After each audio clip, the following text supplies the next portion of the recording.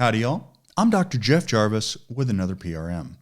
This one is on post-ROSC protocols.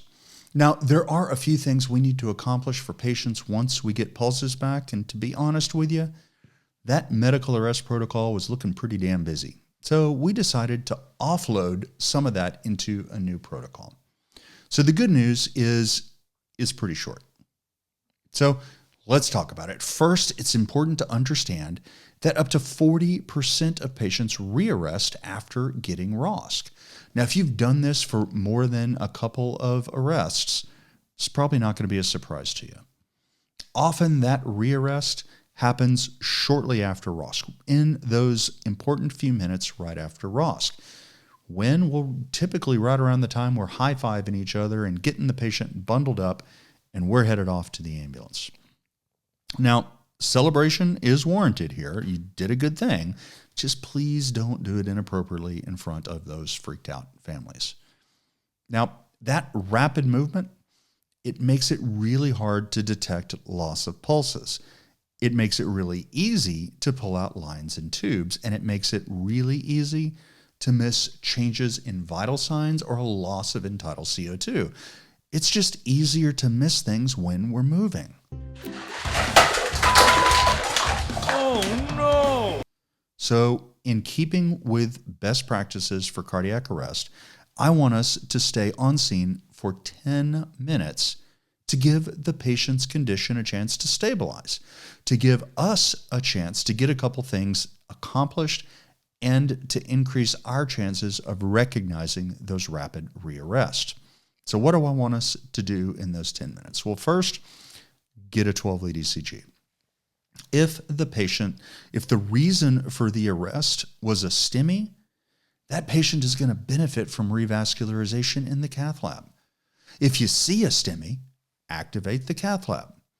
By the way, if that first 12-lead you obtain after ROSC is, how should I say this, uninterpretable, well, don't worry. Give it a few minutes and then repeat it. You're probably seeing reperfusion, arrhythmias. Those things settle down pretty quickly and you can get back to something you can recognize.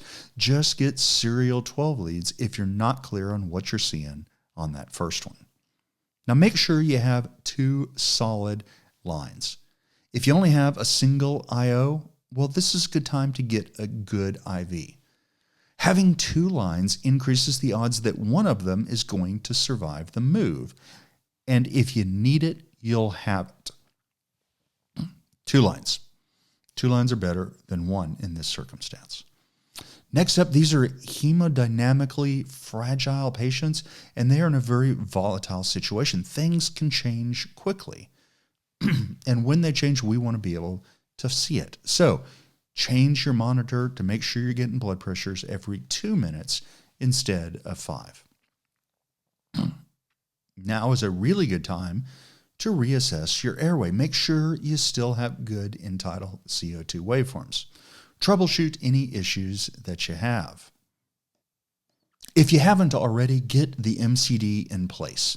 If the patient rearrests, it'll be there and ready to deploy without any interruption in compressions. And I really don't want y'all having to do compressions unsecured in the back of a moving truck. It's dangerous. This is how we get killed. I want y'all going home safely at the end of your shift. But please remember that the MCD does not secure you. Your seatbelts do. The MCD does you no good if you're not wearing your seatbelt. So please, please wear your seatbelt. Seatbelt check. Got the seatbelt thing done. Let's talk hypotension. It is common after arrest, and it is associated with an increased odds of rearrest. Don't recommend that. It's bad. We don't like it. If it's there, we should do something about it. For example, if you already have an epi infusion running from the arrest, well, just stick with it. Titrate up to try to maintain a MAP over 65. If it turns out your blood pressure is too high and you're on the epi triple, just titrate it down a little bit. If you're not on a pressor and you need one, get one. Start them on a pressor. Now, what if your patient rearrests but shows signs of consciousness? Well, do the ketamine thing. Same as if you never got ROSC and they're waking up. Again, creepy and kind of terrifying for your patient. Give them the ketamine. All right, guys, that is it. That's the post-ROSC 10 minutes. Thank you for watching, and most importantly, thank you for the care you provide our community every day. Take care, y'all.